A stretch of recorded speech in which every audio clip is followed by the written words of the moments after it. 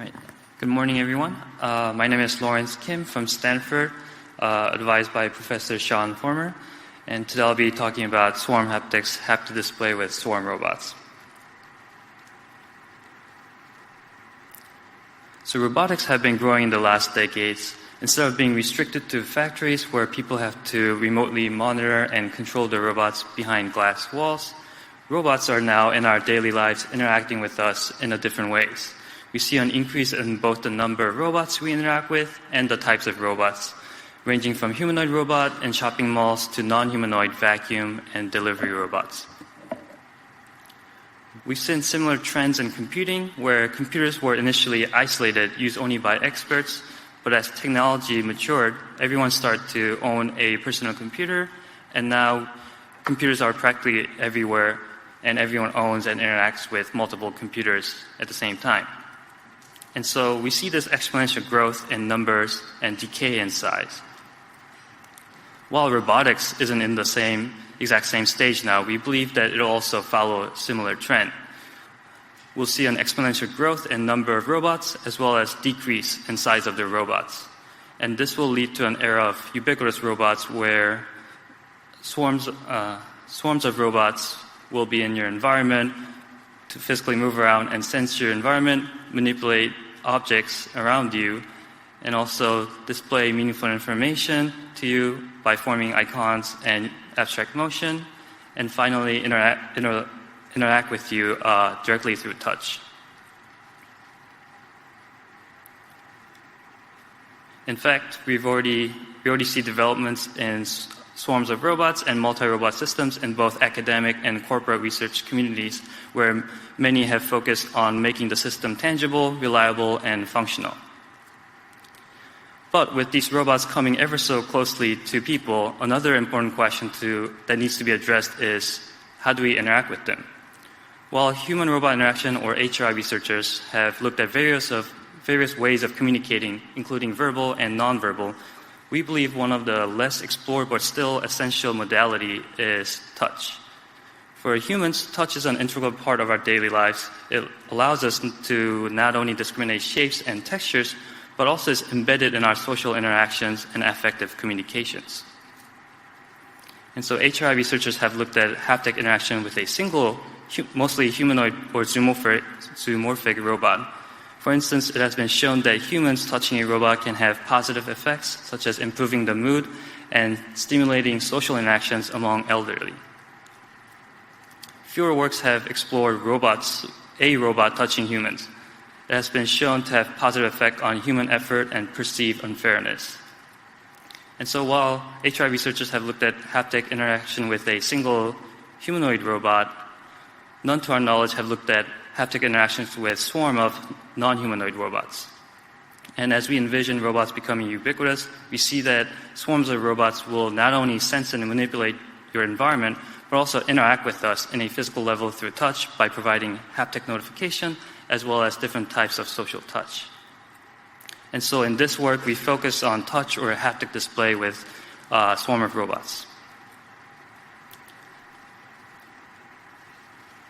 As robots become ubiquitous, we will have robots all around us in our environment.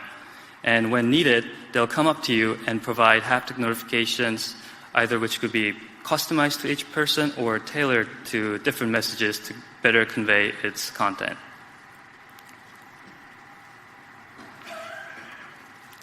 We also see a good opportunity to use these robots as a medium for remote social touch, enabling people in distant places to connect through touch of the robots.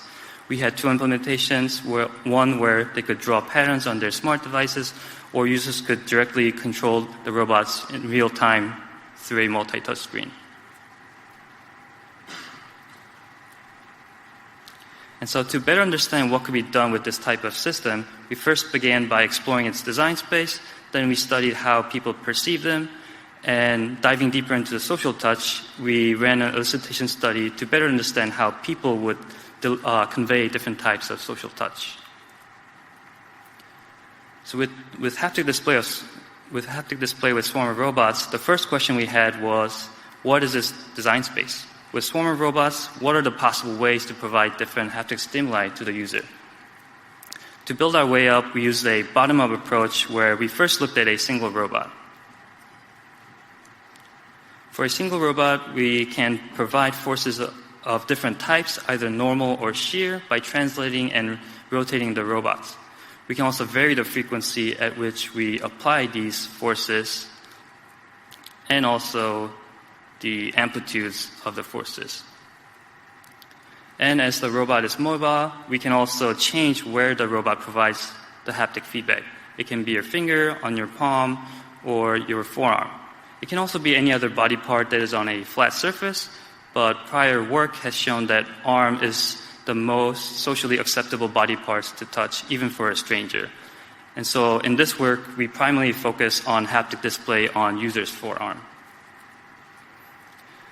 After looking at haptic parameters for a single robot, we now move on to explore what a swarm of robots could do. With a swarm of robots, one of the simplest things you can change is the number of robots. You can change it from one to a few to many. You can also change how they're spatially distributed. It can be on one side or both sides to provide the squeeze sensation. You can coordinate their temporally. It can be synchronous or sequential to provide this more stroke-like gesture.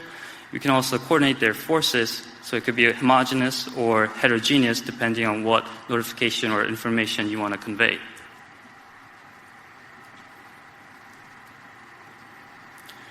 Another interesting design space is their visible motion. As the robots have to move to produce these haptic sensations, there are inherently visible motions that accompany this. For instance, when the robots are providing this wave-like haptic stimuli, you'll see this wave-like motion. And this visual motion aspect is unique to our system and different from traditional haptic devices, as they are either usually worn or held by users, so they can't leverage they don't have a visible motion to leverage.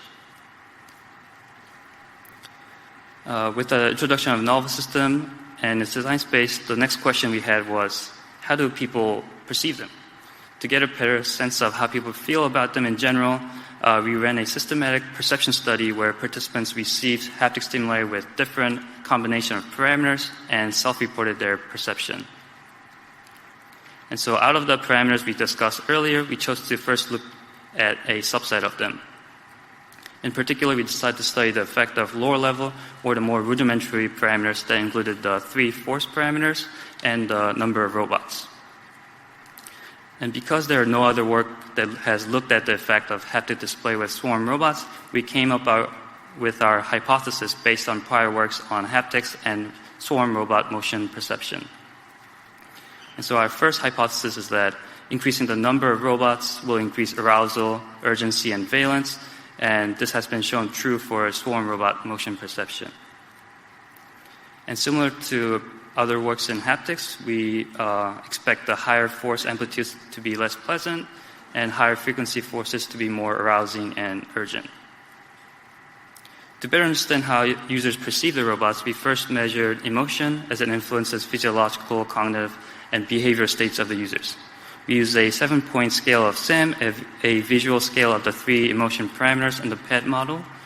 We also use a HRI-specific metric to measure different aspects of robot perception, including anthropomorphism, likability, and perceived safety. Also, we envisioned that SwarmHaptics can be used to notify people of events with varying urgency, and so we adopted a method from prior work to measure the perceived urgency. So for this study, we had the setup as above, where robots provided the haptic patterns to 12 participants on their dorsal side of their forearm. And so here is an example of how a trial went. Once the participant initiates the trial, the robots align themselves, move forward, making contact with the forearm. They then provide 3 repetitions of the haptic stimuli and move back. Users then fill out a set of questionnaire to self-report their perception. For a number of robots, we found the following results. As we hypothesized, increasing the number of robots increased arousal and urgency, but actually decreased the perceived valence. And this suggests that while seeing more robots is more pleasant according to prior work, having more robots touch you can be less pleasant. For force amplitude, similar to prior works in haptics, higher force amplitudes were indeed less pleasant, and higher frequency forces were more arousing and urgent. And so the main takeaways is that there's a trade-off when increasing the number of robots for touch interactions. While more robots increase the perceived arousal and urgency, it comes at the cost of likability and perceived safety. So depending on your application, you may only want to have a small number of robots provide the haptic feedback, even if you have access to a larger number of robots. For force frequency and amplitude, the results were similar to those from haptics, in that higher force amplitudes were less pleasant and higher frequency were more arousing and urgent. Through our perception study, we got a better sense of how people feel about the system in general. However, we still don't know how should the robots convey different types of social touch. With swarmer robots and many degrees of freedom, it is unclear how to best coordinate them such that their haptic patterns are understandable to a recipient. To best capture this and the expressivity of the robots, we asked the users to generate the appropriate behavior for different types of social touch. To come up with different types of social touch, we searched prior works and found that Jones et al. Has identified 6 categories for symbolic meanings of touch that are included here. We also wanted to be able to communicate basic emotions, and so we included Ackman's basic 6 emotions that are shown here.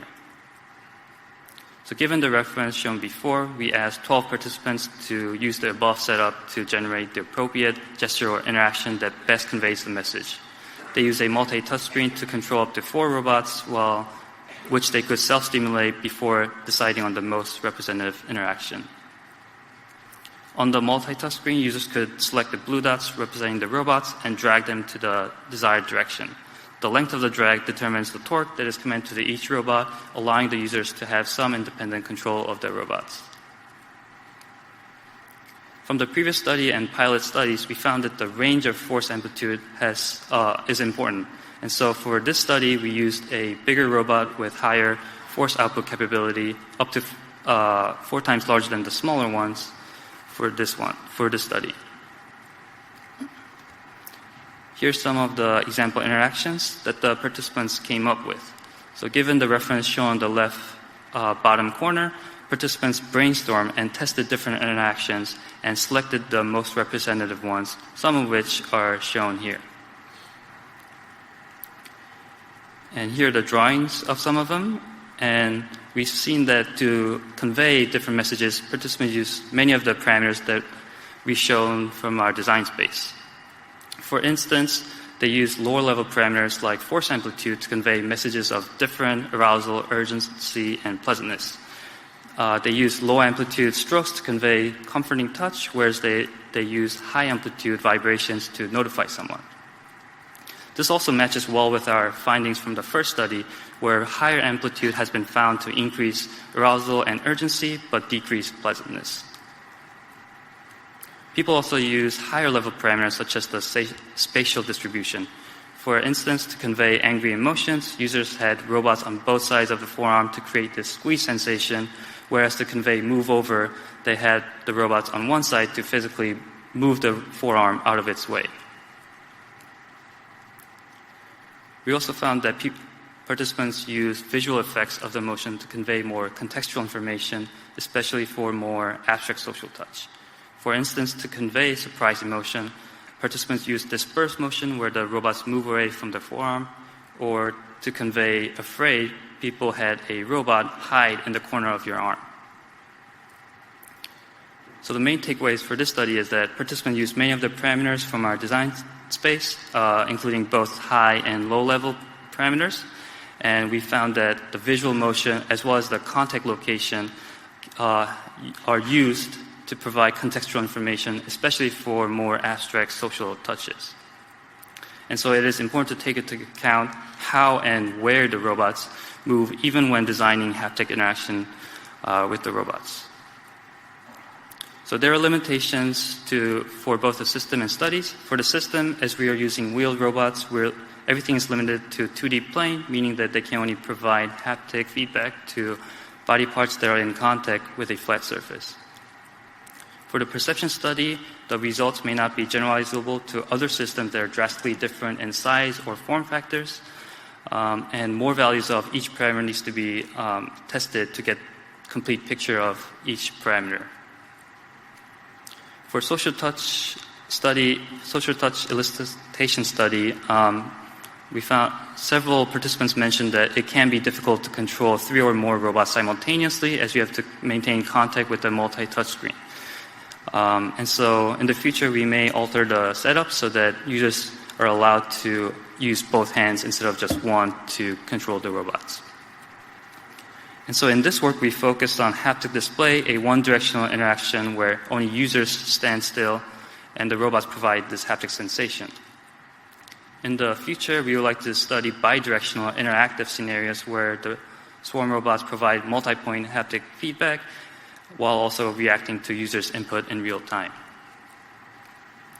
We'd also like to more carefully design the multimodal interaction, as we have found that the visible motion can help the haptic display by providing more contextual information.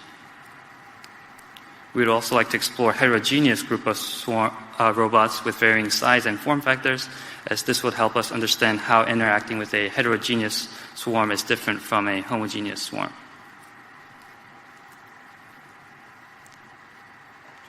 In conclusion, this is part of our vision of ubiquitous robot interactions. Robots will be in your environment, sensing and manipulating your environment, but also displaying and interacting with us in a physical level through touch.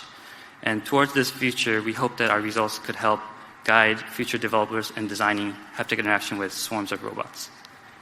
And with that, I'll take any questions. Thank you.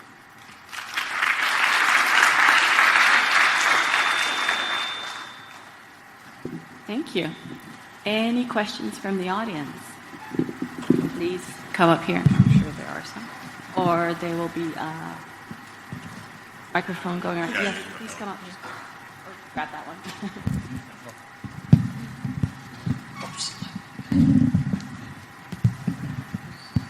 Shuming Jai. Hello. Google. So I noticed you, for the most part, rolling up your sleeve to expose the skin. Mm-hmm. Is that necessary? Would the perception be more comfortable when it goes through your sleeve? So we had the users have the forearm more exposed to get a better better contact with the robots, but it's not a necessary requirement. So you can have sleeves and it'll still be able to provide haptic feedback, but for the study to control for different types of clothing, we had the users expose their forearm to have this same condition. Yeah, in a way, haptics by definition is through contacts, through touch. It's sort of an overall challenge to haptics for practical use. Other than handhold or watch, which already has problem, for watch you need the tightness of the band actually affects the perception or even effectiveness of haptics altogether could be. And other form of wearables in lab studies usually require you to wear them pretty tight. But in practice, it's not very comprehensible that people would actually ever do that, to wear a tight sleeve all the time. So in this case, it seems to be more flexible in that regard. But it does require it to be on a 2D on a flat plan. surface, yeah. And it's not clear how often people would put their arm on a 2D plan.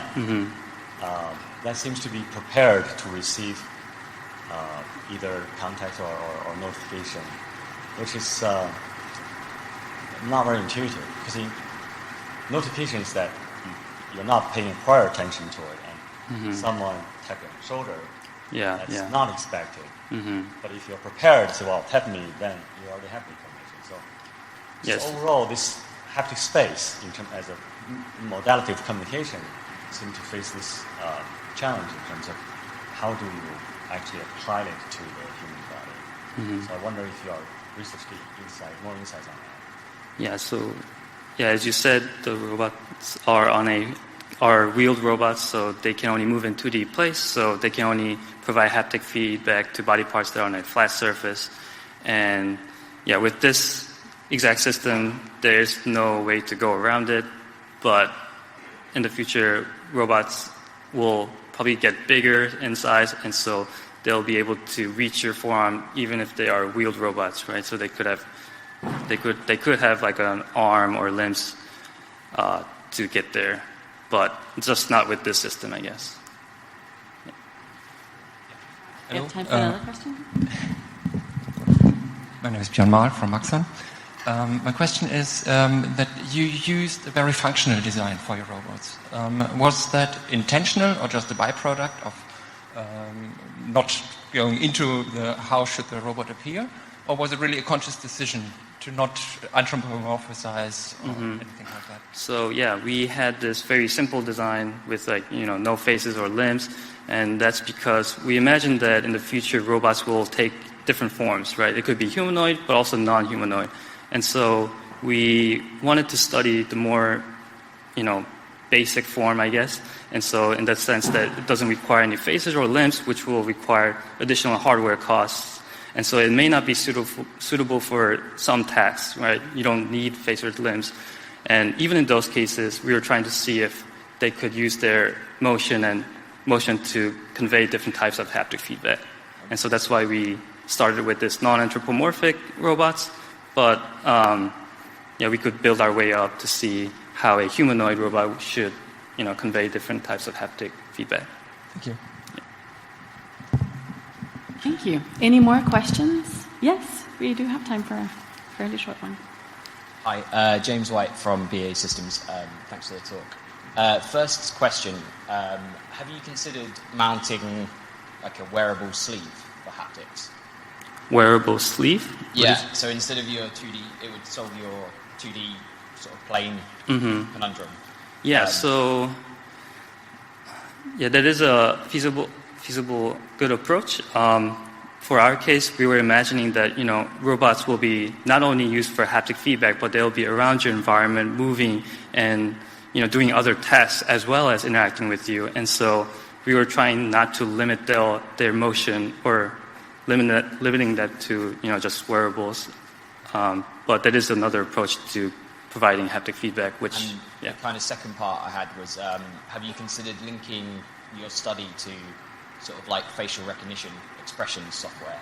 To look at how you could use your robots as a sort of companion to provide comfort or react to your expressions?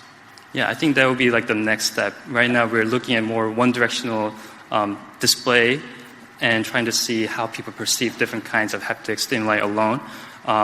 But if we tie that with the facial recognition for emotion, we can provide the appropriate haptic feedback depending on the user's state. And so that would be like a good next step. Thank you. Super. Thank you very much. Thank you. Let's thank Lawrence Kim again.